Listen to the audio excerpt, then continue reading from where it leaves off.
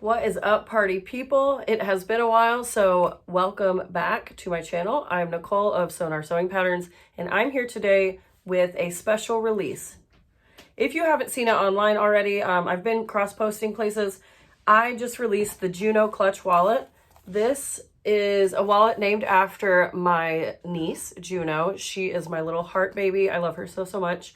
But I made this wallet. This one has been a long time coming. Over 2 years ago, I made my original. I carried it for a while and then decided that I wanted to make some changes. And after some gentle prodding by several people, I finally brought it to life. So I'm a little distracted. There's a little thread there. But it is so fun. It comes together super quick. It's a great beginner wallet, totally doable on a domestic. There's no recessed card slot, so nothing to be intimidated about, yet it still is a skill builder. In this pattern, you will have 16 card slots, and it comes with 3 different card slot designs to choose from. So you have 8 over here on this side, and then you have 8 on this side. And then you also have 2 cash slots. So one at the top and one at the bottom. So very simple, straightforward design, but even when it's packed to the max, it still maintains a super slim profile, which is my favorite aspect of this wallet.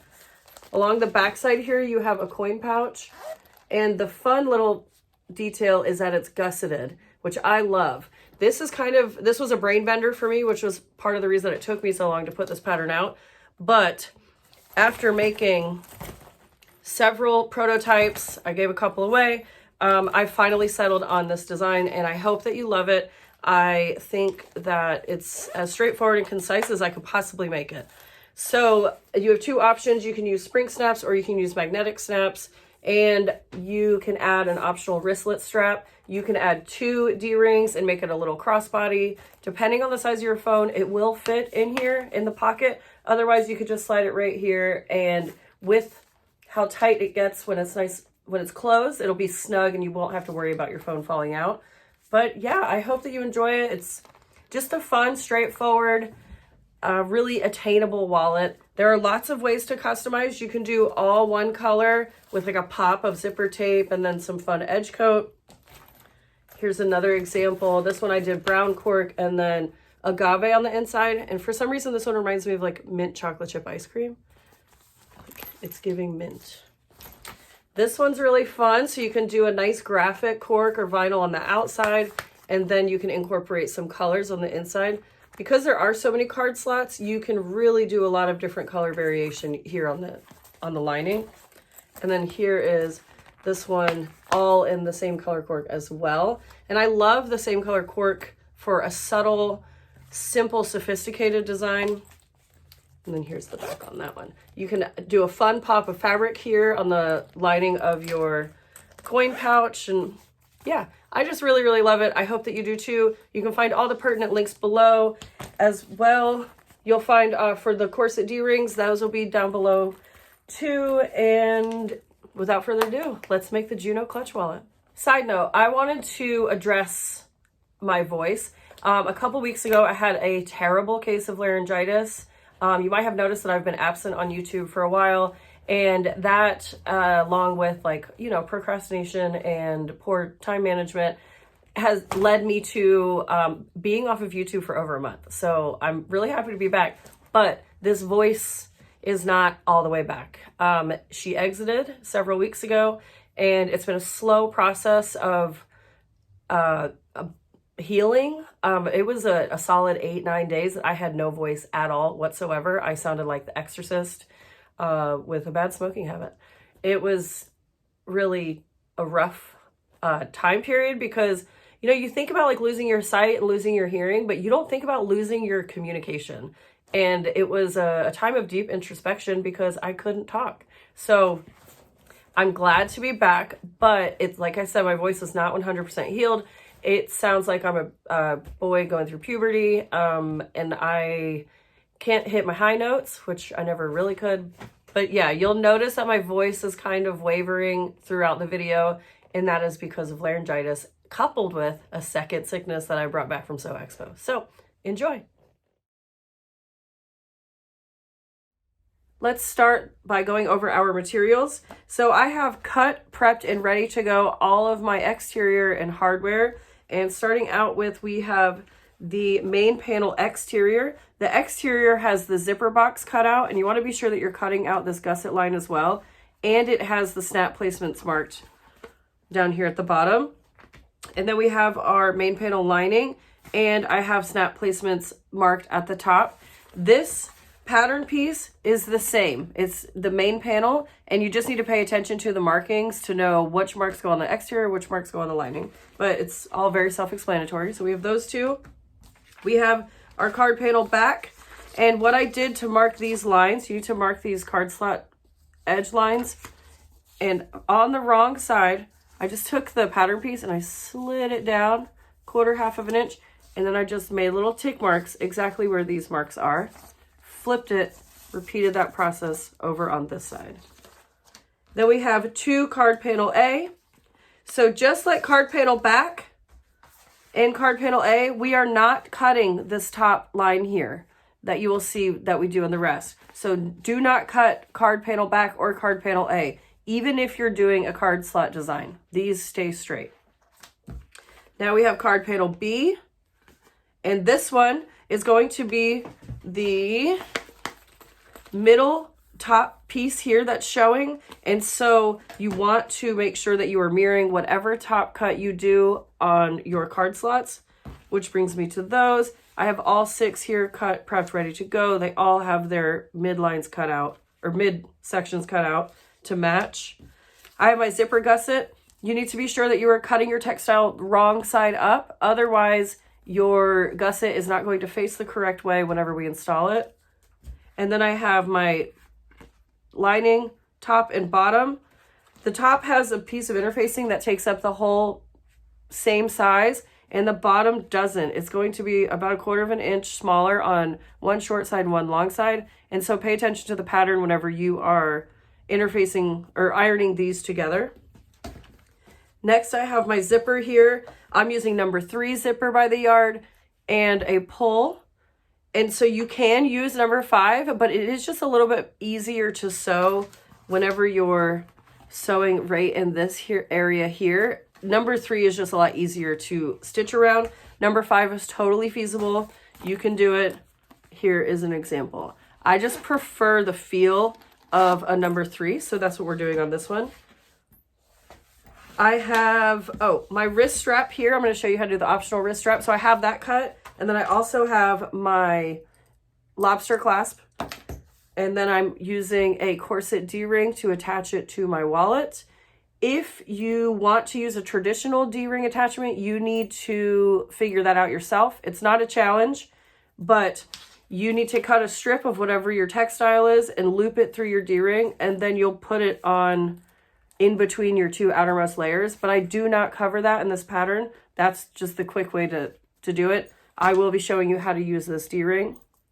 These are on my website. Link is down in the description box if you want to check those guys out. And then, of course, we are using spring snaps to close the wallet on the flap. You can use magnetic snaps if you like. You can really do whatever you want here, but I only go over spring snaps and magnetic snaps in the pattern. And in today's video, we will be using spring snaps. Forgot to mention interfacings or stabilizers. You can use what you'd like. I like a nice solid wallet without a lot of bulk. That being said, you can do whatever you want. I have made these wallets without any interfacing at all, and it produced like a nice soft wallet. This one has craft text in it, and it is stiff and it holds its shape really nicely, and it's nice and thin. It maintains that really slim profile. I have also used Decaville Heavy, and Decaville Heavy produces a very similar effect to craft text. And what I like about Decaville Heavy is that you can fuse it to the wrong side of your cork instead of taping it, and it all stays in place really nicely. So I've put some thought into it. You can double up, say you don't have Decaville Heavy, you can use maybe 2 layers of Decaville Light, layer them one on top of the other. You can do foam, and you can quilt around, you know, like this section here and your flap. You can really do whatever you'd like. This is your project and it's up to your preference. We all have different needs and different preferences when it comes to stabilizers and interfacings. But for the process that we are doing today, for the wallet that we are making today, I am going to be using cat fur. Just kidding. But if she doesn't, leave me alone. No, I will be using Craftex. This is a paper substrate. It is super stiff. It's really hard to tear. It is very malleable, but very stiff. And that's what I love about this. It's so nice and thin. I use it in my Triskel wallets. I use it in now the Junos. I use it in anything that I want there to be a lot of structure, but not a lot of thickness. So I've got my 3 stabilizer pieces cut out of Craftex. If you use something other than these in yours, leave a comment below so that we can hear what worked for you and what you liked. And you know, it's all a learning process, and this pattern is just a jumping off point. You use what you like to use. This is just what I prefer. So Craftex it is for me. Now, before we get started, there are a couple optional prep work steps. You can seal your edges of the zipper box, the long edge of your wrist strap, the tops of your card slots. You can seal all of these or edge paint them if you'd like to, and I would go ahead and do that now, especially on the zipper box and the wrist strap if you're going to do that.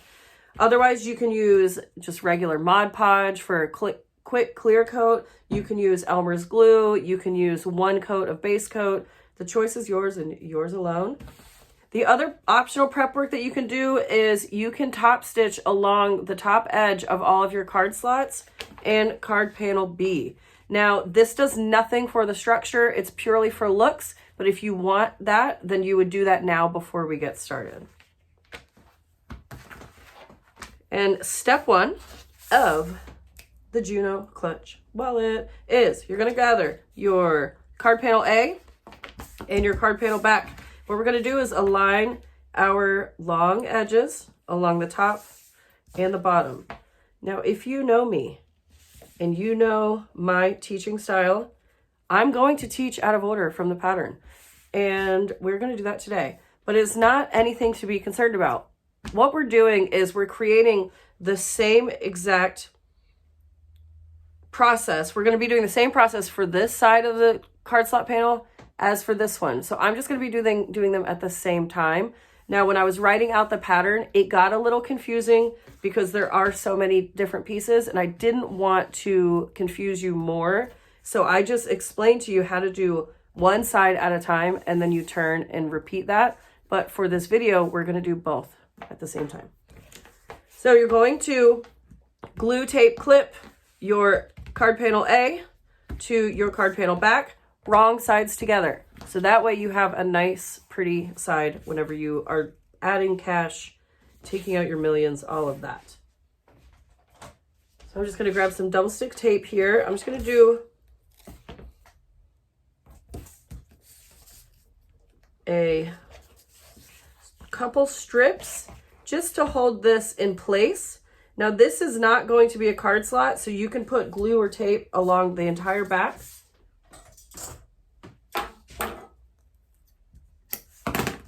And then you're going to repeat that for this side as well.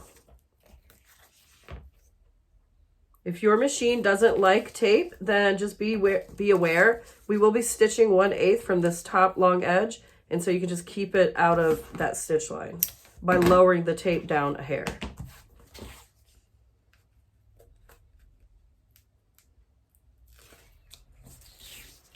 This is Waywack Hyperstick tape. Mormino also sells tearable tape, tape that you can tear, not terrible. I've heard that it sounds like I'm saying T-E-R-R-I, terrible tape. And that's not what I'm saying. I'm saying T-E-A-R. So you can get that at Mormino or Warp and Weft. Oh. And so I'm just aligning the top and bottom long edges, placing those like so. So now what I'm going to do is go to my machine and I'm going to top stitch along the top and along the bottom, which they are interchangeable as soon as you change the position. I am using size 18 Schmetz needles and Tech 70 thread from Waywack. I'm going to be using a 4.5 millimeter stitch length, and I'm stitching everything at 1/8 seam allowance. I back stitch well at beginning and end, but if you want to, you can pull your threads to the back and tie off. Totally up to you.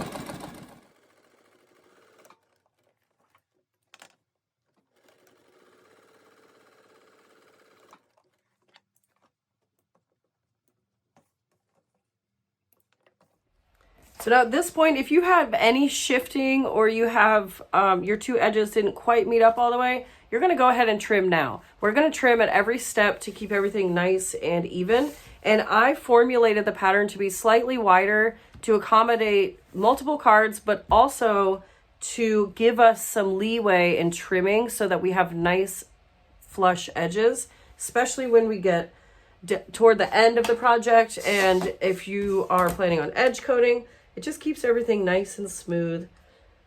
But just as a general rule, I trim as I go. And a trick with that is if you're using a rotary blade and a ruler, you want to be sure that you are holding your hand straight up and down. If you are at any sort of angle, what's going to happen is you're going to cut, because it's two pieces, if you cut at an angle, one is going to be back farther than the other and vice versa. So best practice is straight up and down. You want a vertical cut. And so there we go. Now I have nice straight flush edge there as well as over here. Now, if you want to, you can edge coat and paint this top and bottom edge. This would be the time to do it. And yeah, so that's the only hindrance of edge coating all of these pieces as you go, is it's going to elongate the amount of time that it takes to make the actual pattern, but it will look really nice at the end. So choose your own adventure, my friends. Now I have this little tiny furry thing here, so I'm just going to burn that off because it is bothering me. And I cut all of my pieces using a laser. So the laser sealed the edges for me, so I didn't have to go back and seal those edges. But if you want to stem that from happening and you did not cut with a laser cutter, you can edge coat all of those as well, or base coat, whatever. Now you can glue, clip, or tape these next few steps. I'm just going to use tape because I have it and it's readily available. But it is more than feasible to make this pattern without tape. You're just going to lay your piece and clip it. But because I have it and it's here, I'm using 1/8 tape. And you don't need to go across the whole bottom. You just need enough to tack it, quote unquote, into place. The thing with tape is you want to make sure that it is right along this bottom edge, because otherwise it's going to eat into the amount of space that your card has to go into this card slot. So you want to make sure if you're taping that you're doing the very, very bottom edge.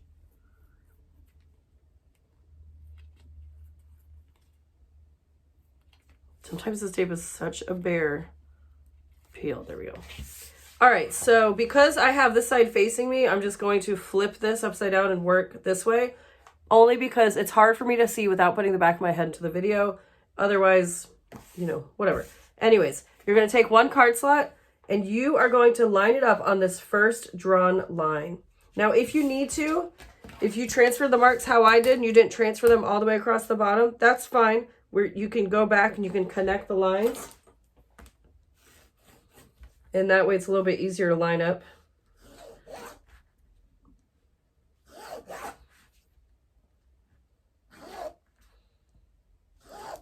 I just got this new ruler from Lauren when we vended in Washington, and I love it. It's the perfect size, and it's like a beautiful rainbow ombre. Thanks, Lauren.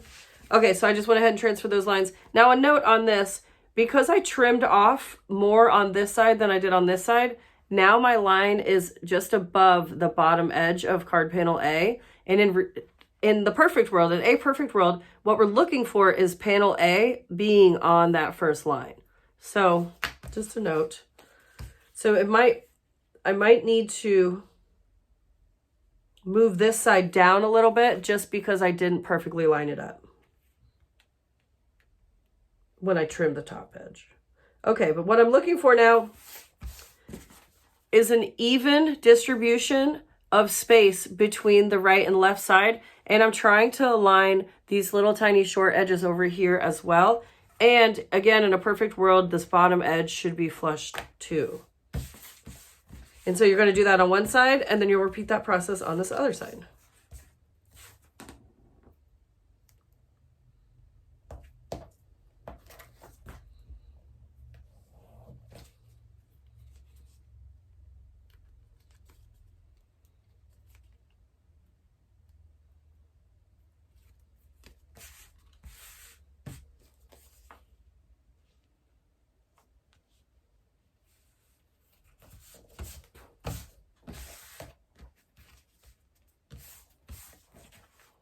So there we go. So evenly distributed. That's what I'm looking for. Now when I have my 2 card slots in place, I'm going to go to the machine and I'm going to stitch just along this bottom edge using 1/8 seam allowance to lock this card slot into place. Hello, Drizzy.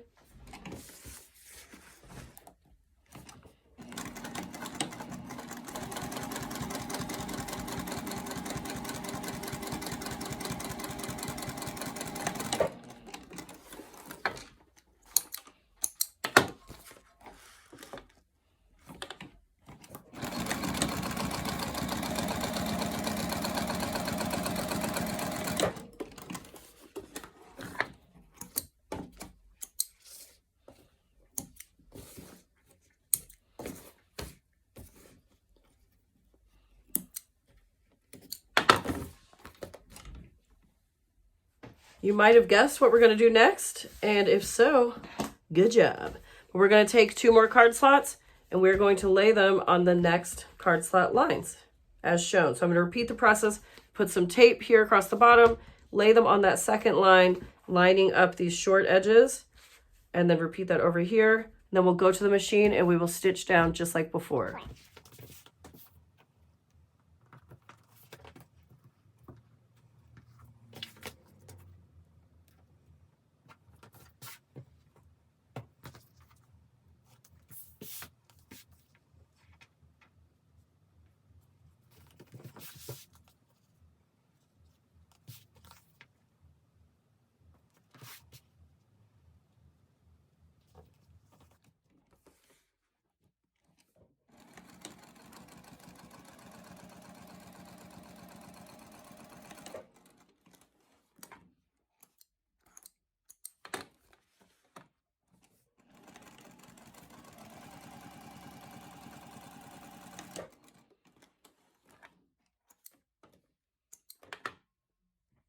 Okay, we are now down to our last 2 card slots, and we're going to repeat that process on that last line here.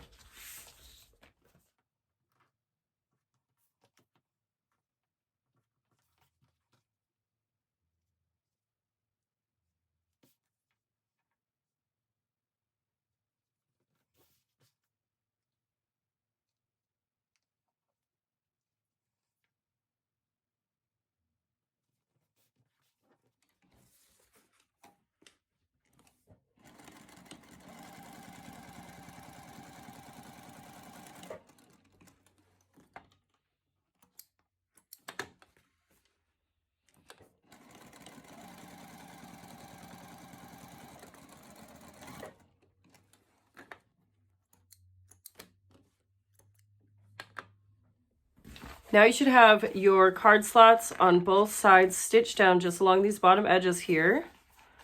And we're going to grab card panel B, and we're going to align it here right along the center, centering it, and your center lines on both of the main panel, or not main panel, sorry, on the card slot back and card panel B, they should line up. But if they don't, you can kind of shift it. If you notice, say this side is really close together and this side has a bigger gap, then just go ahead and move her on over. You want to ease the gaps on both sides. You want this to be as even as possible, this gap here and this gap here. So you can shift it around until it's to where it needs to be.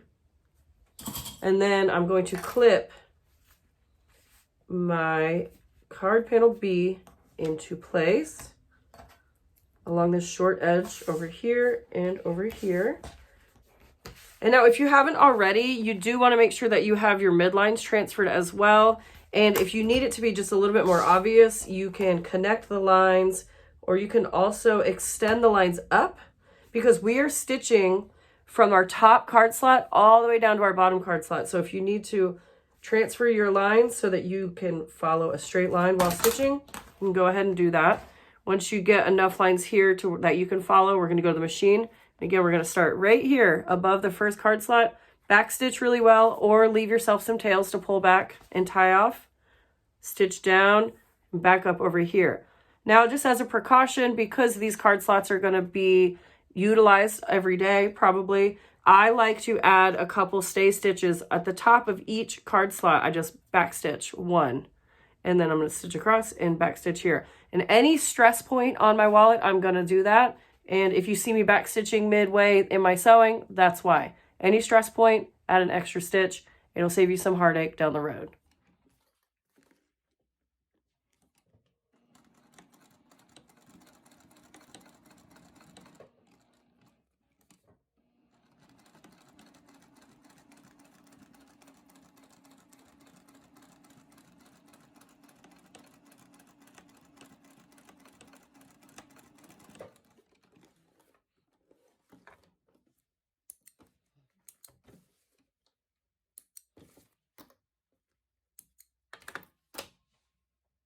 Okay, so now we have what is a semi-completed card slot panel. What I like to do is adhere these side edges down, because right now they are just willy-nilly, chicky-nay-nay blown in the wind. And we want to put glue or tape on this card panel back here, so then whenever we're sewing this later, we're not getting shifting of all the card slots. So I went ahead and I put a piece of 1/8 inch seam tape here. I'm just going to peel that and then just let the card slots rest where they may. But what that does is locks it down for us. And I'll show you how I went ahead and added that. Glue is a really viable option here. If you have quick dry glue like Beacon Fabri-Tac, it's also a great option on this step. So I just peeled my card slots up and away and just move them out of the way as I'm going and stick this tape down. It's not the most graceful process, but it is helpful. So make sure that your tape is adhered before you peel it. There we are. And then gently press into place. Now, if you notice that you have some gappage going on here on the left and right side, this is a great time to trim this panel up. You want to make sure that your blade is nice and sharp and that you're holding it vertically. Otherwise, what might happen is you might slip off of your textile and it might kind of tear. And so you want to just be as crisp and straight as possible. At any point, you do not want to be taking down more than 1/4 inch off the entire pattern. So I eased in 1/4 inch of cut area. So because this is the first completed section of the wallet, what we cut this width to will be what the rest of the wallet's width is. And again, we don't want to cut off more than 1/4 inch. So that gives you 1/8 inch over here and 1/8 inch over here. If you don't need to take that much off, then don't. Just take off what you need to, but no more than 1/8 inch on either side.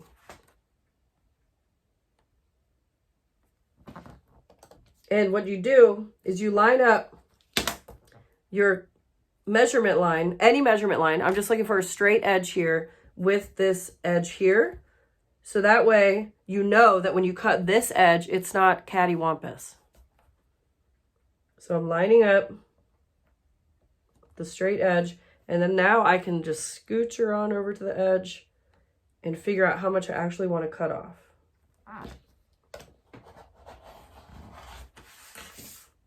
There we go. And I'm going to repeat that over here.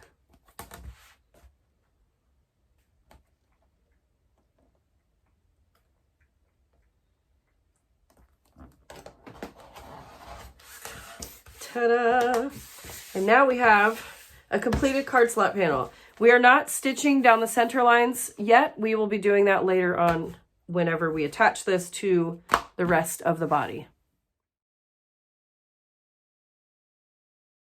So go ahead and gather your stabilizer pieces. I have my flap stabilizer, my mid stabilizer, and my lower stabilizer. And I have my lining.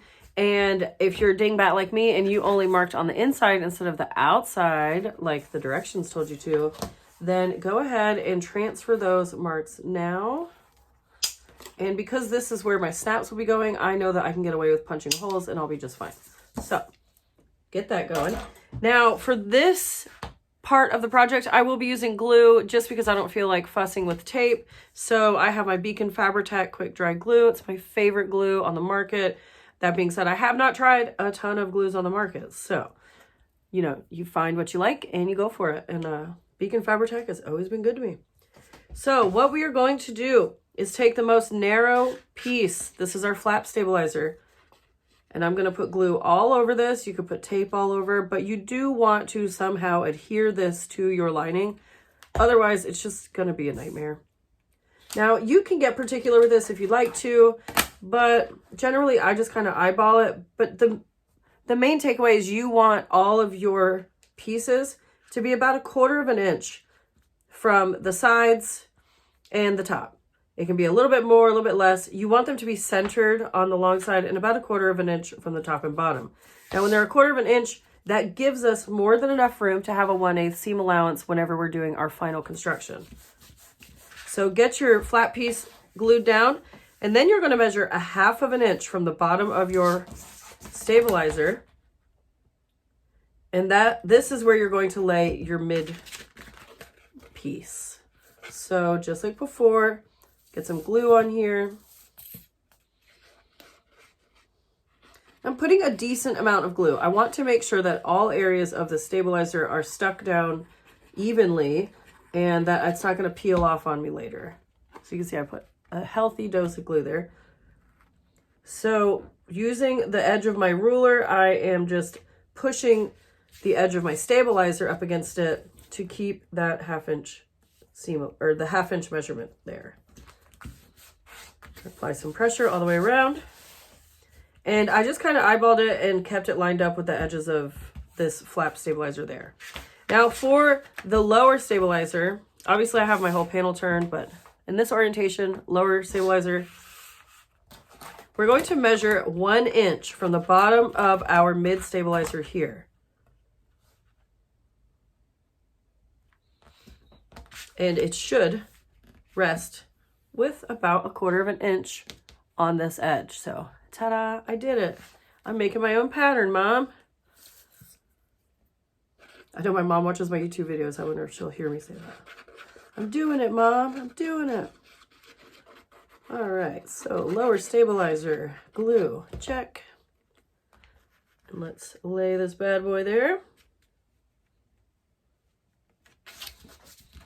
There we go. Now, if you are using magnetic snaps instead of spring snaps, you would want to go ahead and install the male portion of your magnetic snap here as outlined on the pattern piece. We are now at step 7 of the pattern, and we will be creating our zipper coin pouch along the back exterior main panel. So I have that out.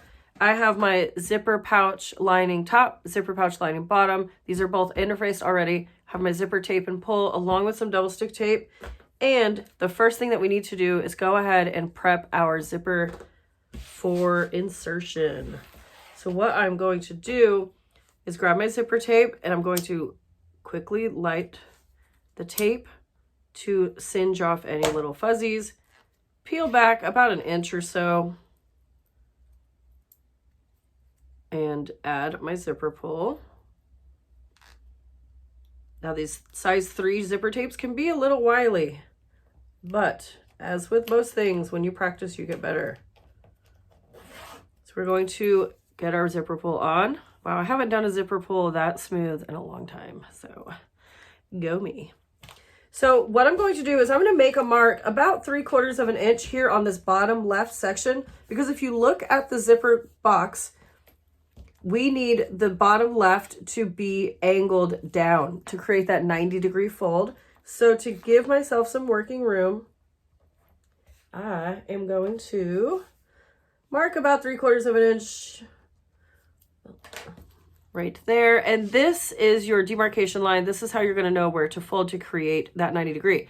So back your zipper pull out of the way, pop your tape open. And what I like to do is right on that fold or on that mark, I'm going to pinch it just like so. Nothing more, nothing less. Don't overthink it.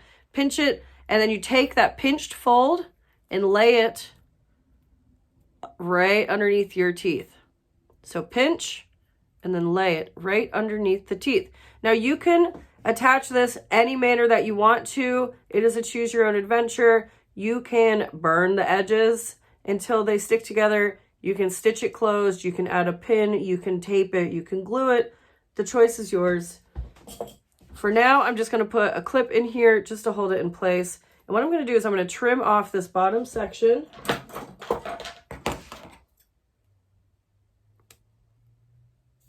And I promise that there's a method to my madness with leaving this much exposed. We need that for the top section. So go ahead, trim off that little excess and you can, I'm going to burn it into place. So you just apply heat until it just barely starts to melt. And what we're doing is we're melting all the layers together.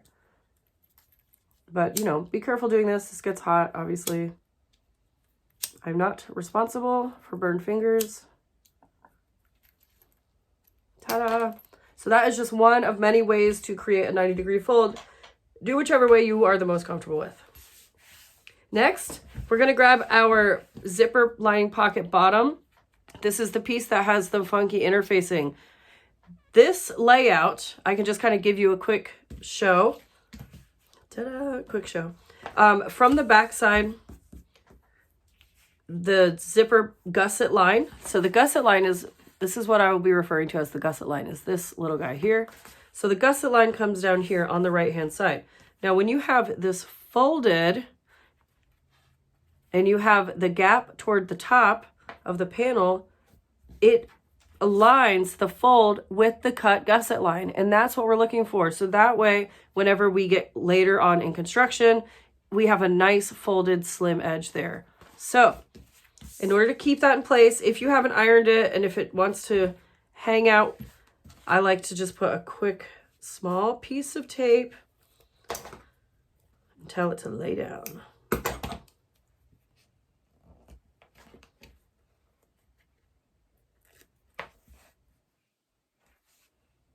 There. And so now what you should have is a nice folded edge, and you'll use the edge of your interfacing of that stabilizer to create the fold. So you don't need to be folding the stabilizer, you're just folding the cotton around that stabilizer edge. And you have this top edge open here. This is correct. This is what we're looking for. So now what I'm gonna do is I'm gonna add some tape to the back side of my exterior main panel, and I'm gonna go across the bottom of the zipper box, up and across the top. You can use whatever tape you want. I will be using 1/4 inch tape here. Use whatever your machine allows and that you have. Or you can do glue. But essentially what we're going to be doing is putting our zipper into the zipper box. So if you don't have double stick tape, attach your zipper tape to your zipper box, however you see fit.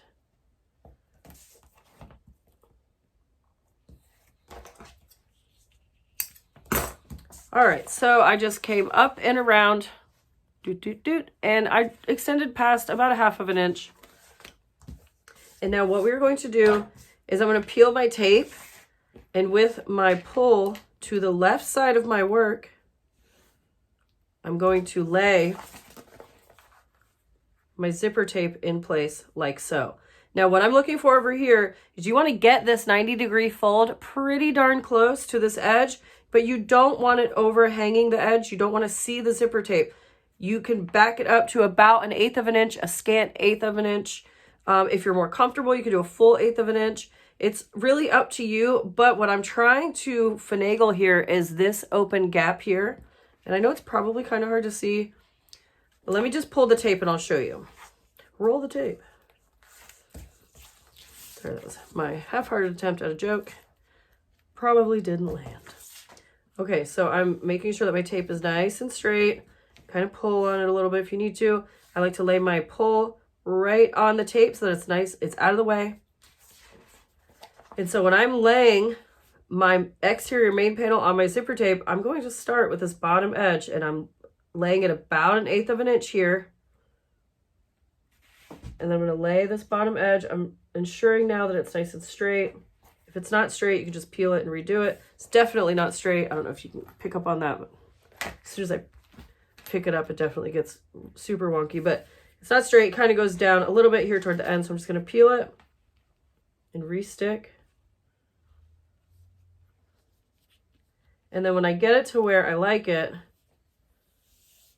I'm going to apply pressure all the way around.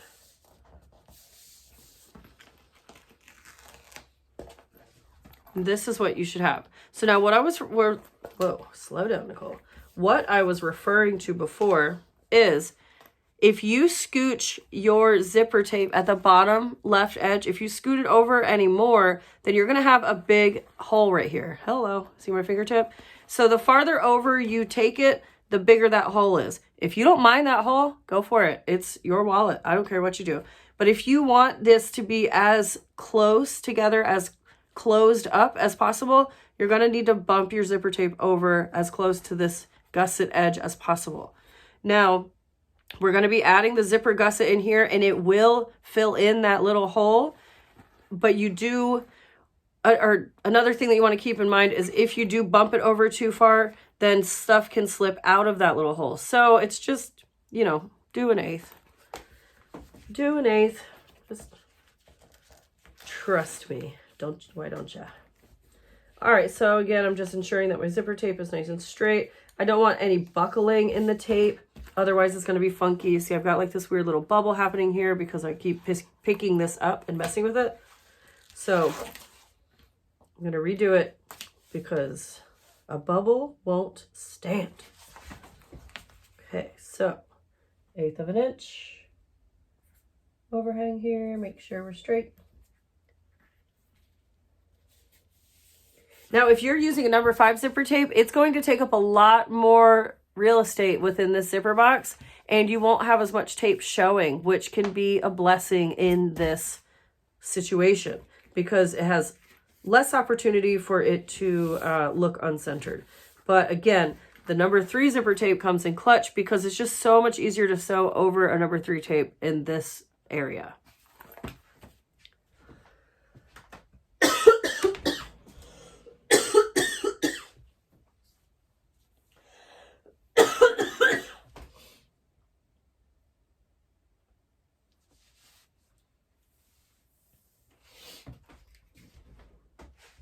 Okay, now that we have our zipper tape in place, we're going to grab this same zipper pouch lining bottom piece that we were working on, and with our panel wrong side down or wrong side up, I like to flip the whole thing so that I'm working with the bottom edge of the zipper tape.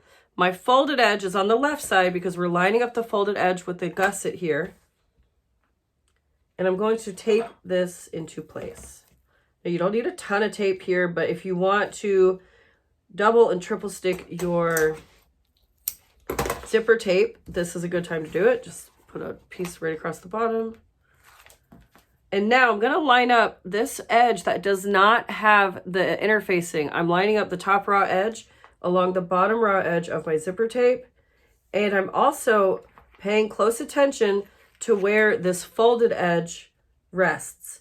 I want it to be in line or just in, like a 32nd of an inch, just in from this gusset line here.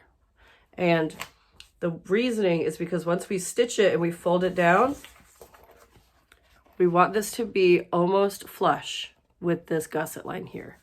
Okay, so let's not get ahead of ourselves.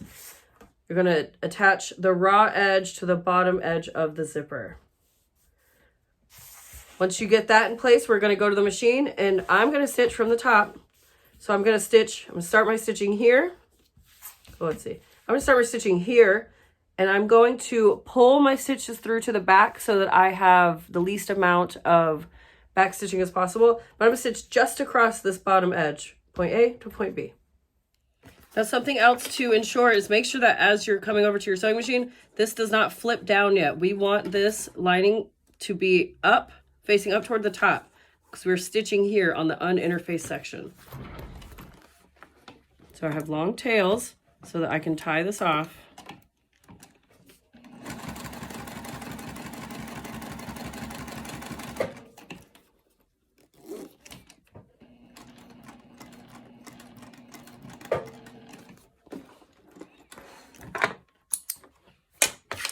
Pull to the back, tie these off really well.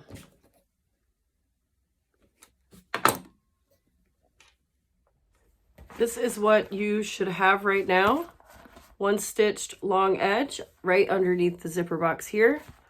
And if you pull to the back, don't trim your tails. Just pull them in toward the center, and we're gonna leave them long. I'm gonna just tape them in place to keep them out of my way. All right, so next what we're gonna do is just fold this bottom piece down. And what should happen is that it should create a fold, a nice even fold along that bottom edge of the stabilizer, the interfacing. And you should have a nice crisp folded piece right in here. And because I have this tape here to tie down my threads, I'm gonna go ahead and utilize it for this. And again, I'm not doing a ton because we need to stitch our zipper box later. It's just enough to hold it into place. So now we need to get our zipper gusset. And what you're going to do is add a piece of tape, or you can glue on the short wrong side. Sorry, I don't know if you see it. But the wrong side short edge, we're going to do tape or glue right there.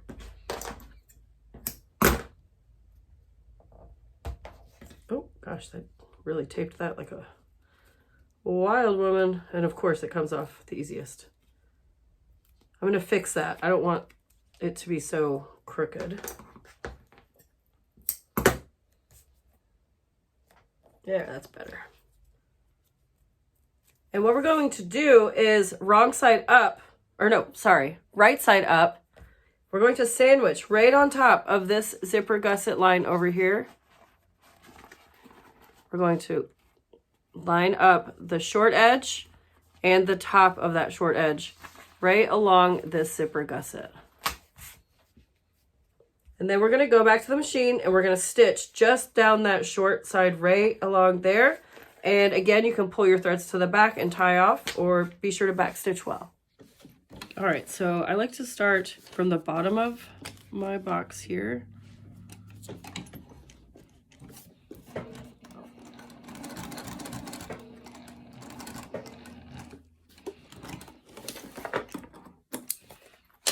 And same as before, pull to the back and pull off, or tie off. Pull to the back and tie off. And this is what we are looking at now from the wrong side of our exterior main panel. We are all stitched into place.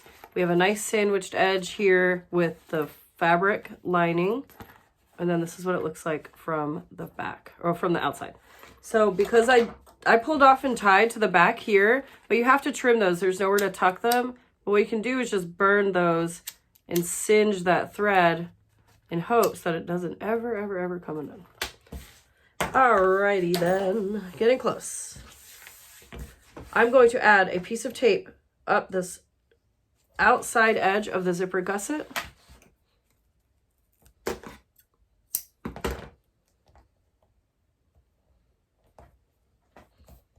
And then what we're doing is we're folding our zipper gusset in half and making sure that it stays straight. We are overlapping this edge of the zipper gusset with this edge of the cut gusset, about 1/4 inch. So if you're using 1/4 inch tape, just make sure that you're enclosing that whole piece of tape. You don't have to be too precious with this. You don't have to whip out the ruler and all of that. Just go with the flow, man. Okay, so now we have it folded in half and our wrong side is facing us. What we're going to do, I'm going to fold my zipper, or fold it. I'm going to close my zipper. And I still have some tape here that's exposed from adding my zipper tape. So I'm just going to leave it like so. And I'm going to attach this interfaced piece, the zipper coin pocket lining top. And I'm paying attention to the orientation, see, because I'm using directional fabric. So I'm just going to tape this bad boy into place like so. And this is what you should be looking at. So now you might want to just immediately go and stitch this into place, but if we do that, it makes doing or sewing up the actual coin pouch itself more challenging. So what I have found in all of my practice makes is before we stitch around this, we're gonna take this to the machine, we're gonna fold this up and out of the way, and we're gonna close our box, our linings together. So we're gonna stitch down the zipper side, the right hand zipper side, we're gonna pivot and stitch all the way across the bottom right here. And what that'll do is it'll close up our coin pouch boundary. And then, whoa, getting crazy here. Then what we'll do is we will stitch across this short little bottom edge, up the short side and across the top, and then down back over this zipper edge here, pulling our threads to the back and tying off so that it looks nice and seamless. And then our zipper box will be done.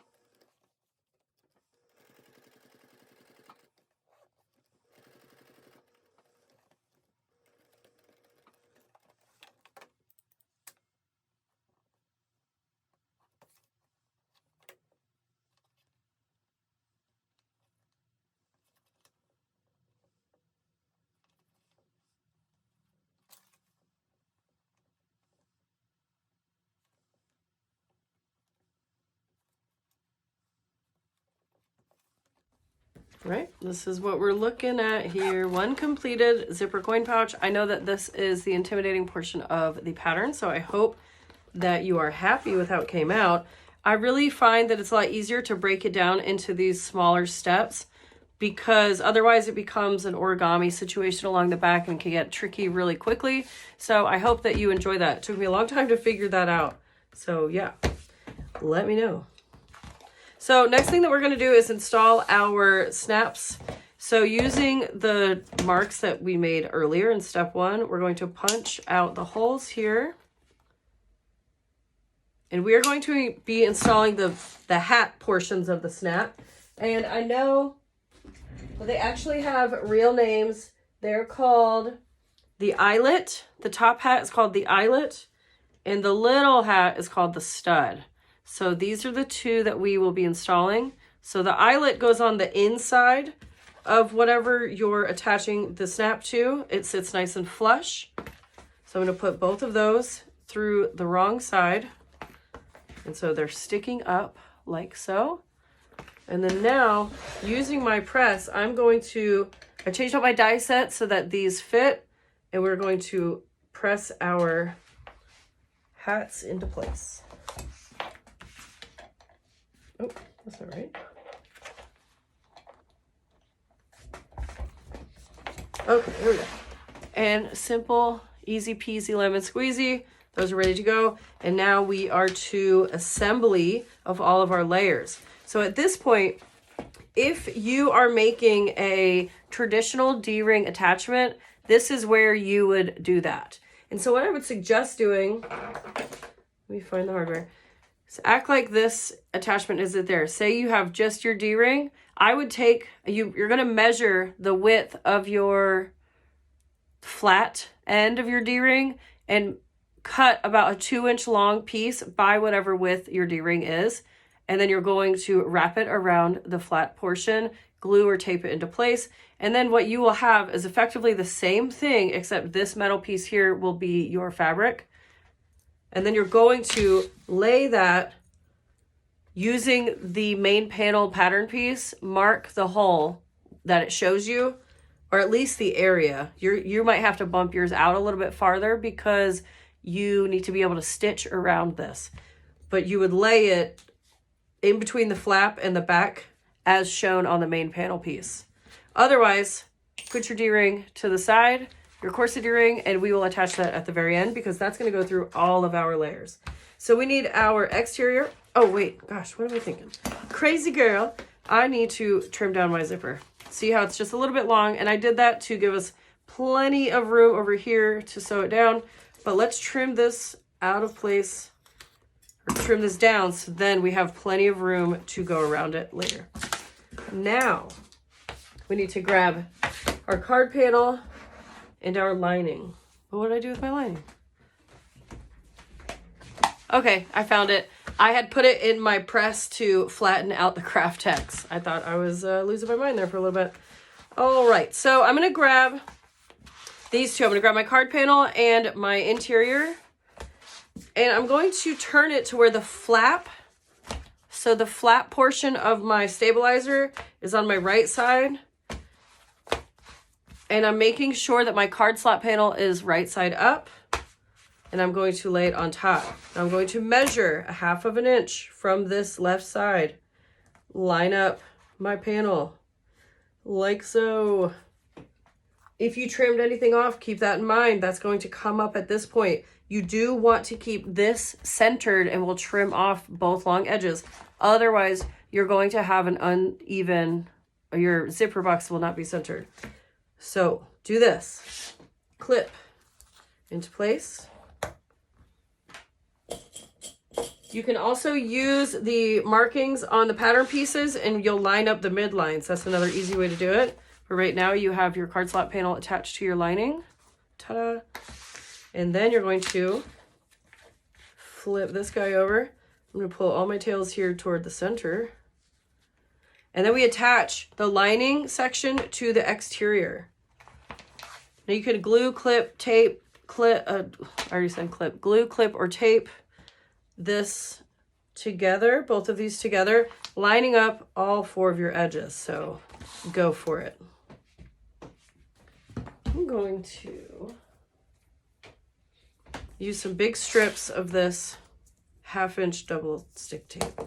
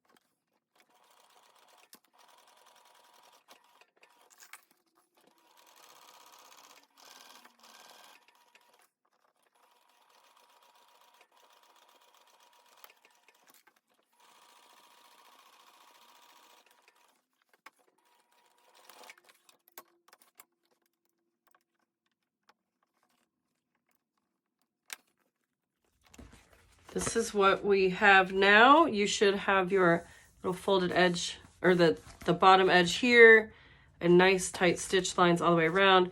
You can see from where I trimmed my card panel down, I have some overhang, so I need to trim off my right and left sides and get nice even edges. We've got 2 cache areas. Depending on your phone, it will fit in here. Lots of card slots. And yeah, so you can like kind of fold it. What we're looking for here is we want the tops of our card slots to meet up, so you can kind of just shift this until they sit correctly, and then same on that side. Kind of pinch it, and then you can apply pressure and start training this fold down here at the bottom. If for your taste it's too, or it's not like folding nicely enough, what you can do is you can go back in and you can add a stitch right down the center of these two lines here. And what that'll do is it'll give the bottom a fold line. I didn't have to do it there either, but it'll give it a nice crisp fold line that your cork or vinyl will naturally want to fold on. But I will say, if your cork or vinyl has a tendency to want to crack or split, then buyer beware. You know, take that advice with a grain of salt. Do what's right for your textile. Mine, I know with time will train to stay closed. That's no problem. Here's this one that even has edge coat on it, and you can see the edge coat is nice and flexible, and it creates a nice edge there. So I know that with time, this will settle in quite nicely. So I'm just going to leave that, but if you need to, you can add another stitch line there. So I changed out my blades so that it was nice and fresh, because now we've got several layers here, and I'm going to trim my sides down. Now, something to consider is you're not gonna be able to get this textile flat on the bottom because of these snaps, which can cause some issues when you're trimming. So make sure you're going nice and slow, and if at all possible, do it in one fell swoop. Try not to just like saw away at it. If you can get one nice straight cut, it will look a lot better in the end than just chipping away at it. So cut however you need to. I like to cut before I install the other side of my snap, so I'm going to go ahead and do that. I'm going to speed it up, and I apologize if you see the back of my head. I need to get my hair done. Of course, you can always move your zipper pull out of the way as needed too.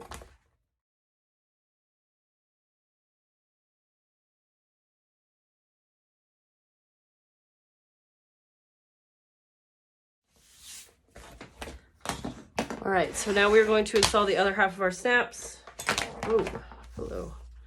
So I'm going to use my snap set, my die set.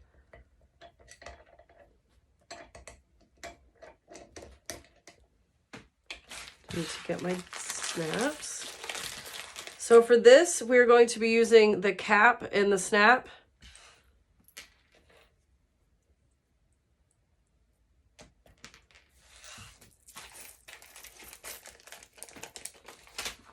Okay, so using the cut holes that I made earlier, going to punch through the rest of the layers.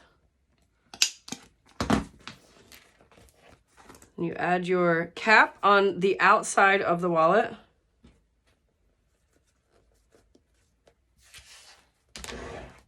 And then your cap goes to the inside.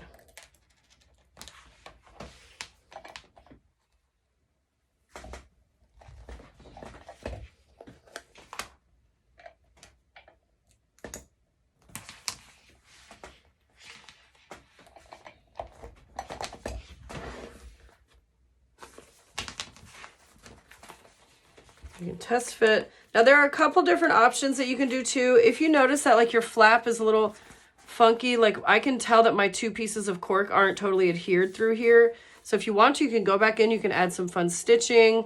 You can just leave it because eventually it will rest in place. So you can kind of see when I start to fold it, how it gets a little funky right through here. So yeah, if you want to, you can add some stitches to mirror your bottom edge here. Otherwise, just know that it will settle in like it's supposed to later on down the line. The last thing to finish off the actual exterior of the wallet is we need to set up our D-ring. And I always like mine to come out on the right side, and that's probably because I'm right-handed. So if you want to, you can definitely set yours up to come out on the left. Up to you. I don't care what you do, but I'm going to do mine on the right. Now, you can use the pattern piece to show you where to mark it, or you can just eyeball it. It's up to you. But basically, it's about a ½ inch or so above the right or the left side of the card slots.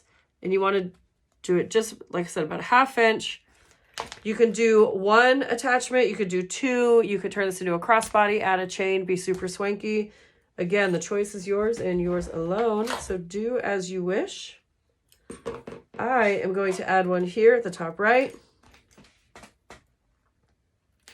I just love this little hardware. It's so easy to install. It's a really subtle hook option. And one of my favorite parts of it is that when it's not in use, if I want to, I can just flip the D-ring inside and it looks more streamlined on the edge. So once you have your hole punched and you are ready to go, we need to rivet this into place. So I've got these little guys here.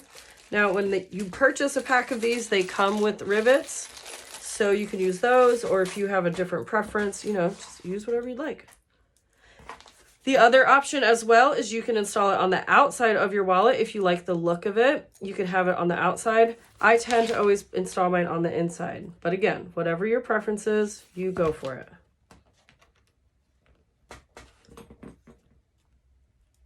So these things are very simple to install. You just put the rivet through the D-ring and then lay the D-ring on the textile and then put the cap on the edge, on the other edge. Make sure the D-ring is out of place and then rivet it into place, just like that. Super simple, couldn't be easier. Ta-da. Ta-da. Oh, popped open. Look at that. So pretty. I love green with this golden slate waves. All right, so the last thing that we need to do to finish off our wallet is we're gonna make our wrist strap. So you have your piece of cork here. We're going to be folding one long edge in 1/2 inch, and then we're going to be enclosing the raw edge with the other side to make a trifold style wallet, wow, I'm on autopilot. A trifold style fold. And I noticed that when I cut this earlier, I had a little nick in my cork. So I wanna be aware. Oh, there it is. So I'm gonna fold this toward the inside. So I'm gonna fold up. And I just do this all in like one fell swoop. I tend to start toward the center and I work my way out. So up and over, and I'm lining up so that all of my edges are flush. And then toss a clip on it to hold it into place. And then I just work my way out.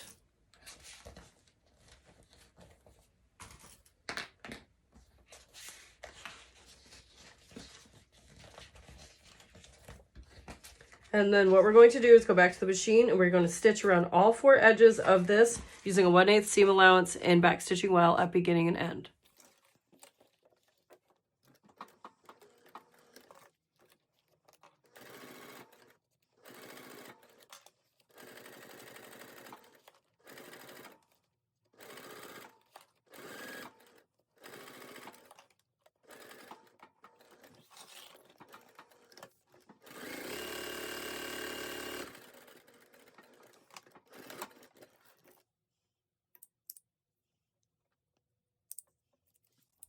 So we've got our nice folded strap, and I always just like to clip the corners. I'm not sure why, it's just a aesthetics thing. I'm doing this for so long. It is what it is at this point. So on the edge that I started my stitch lines, that's the edge that I'm going to be inserting into the center to hide. So on the nice edge, I'm going to attach my lobster clasp and fold it up about 3/4 of an inch. Yeah, it's about 3/4 of an inch. And I take this loose end and tuck it right in the center there, resting it right on top of that hardware. And then hold everything in place, punch a hole, edge a rivet.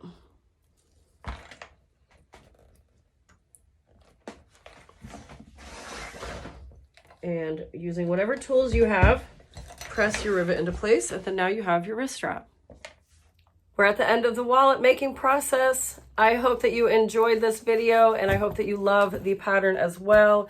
And I always appreciate all of the support. If you have it in you, feel free to like the video. It helps boost me in the algorithm. Leave a comment, let me know what you think. And yeah, happy sewing, and I will see you next time.